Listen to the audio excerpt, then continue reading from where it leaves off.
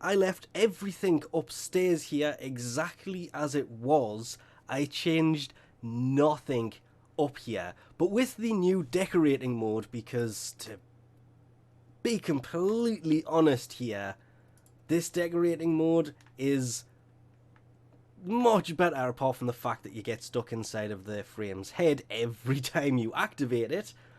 It does make it much easier to decorate things, and the only real thing I don't like about it, and I'm not going to move Frost, this is the first decoration I ever had, hence he's still there and still upside down.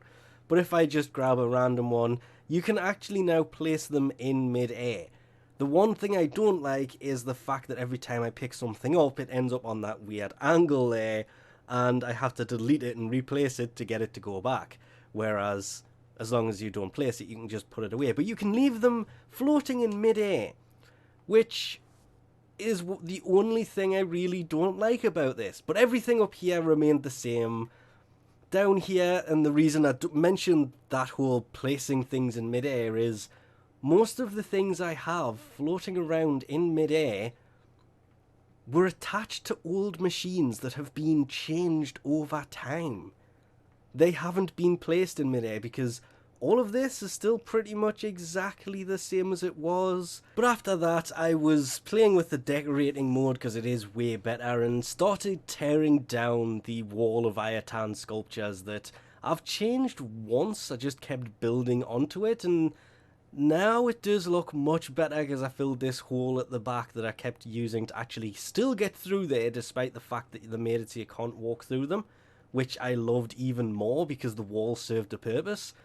But I still kept coming up there, so I've just kind of put an archway in here, which freed up space for putting more decorations in here, which was an added bonus, because with all of these, yeah, it's been full for a while.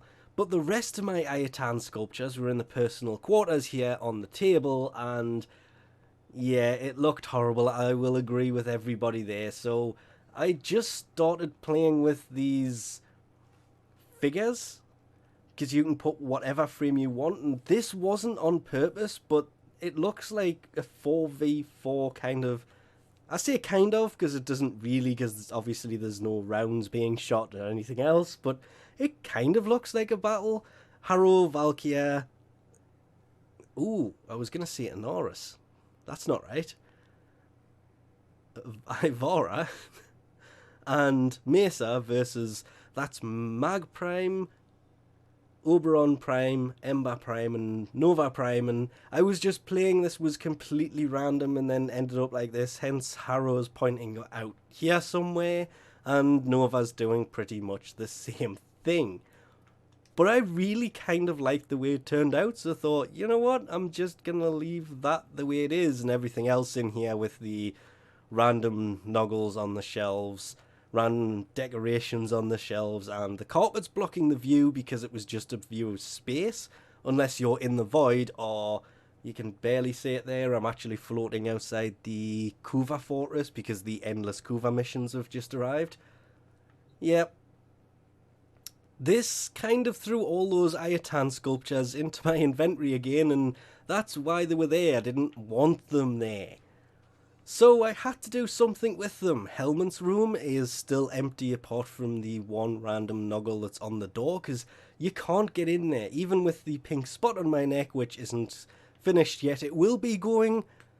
Zephyr Prime doesn't get to keep that. Normal Zephyr has it as a just in case, but then normally you don't have that cyst on your neck, so you can't get in there. So putting them in there would be silly, so I kind of threw them in here, and not regretting doing so.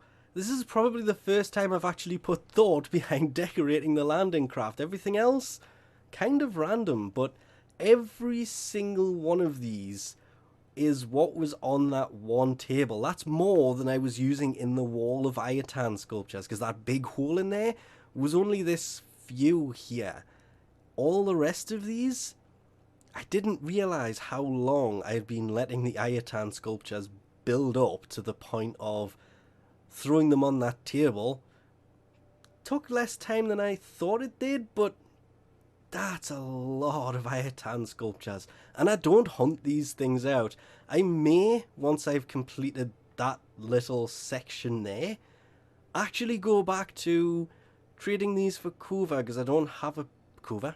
Endo, because I don't have a purpose for them, unless you can put them over here, because as well as there being the dog bed in here, or I say dog bed, the companion bed, either for your Kubro or your Kavat, I haven't really got that much on this end of the room, apart from obviously Clem sitting there all by himself, so may start putting them round the back if I don't run out of space in the meantime. But kind of like the fact that these are here, because I've always wanted to kind of all the way to the operator have the pedestals all the way along, but at 1,000,000 credits each, that is expensive.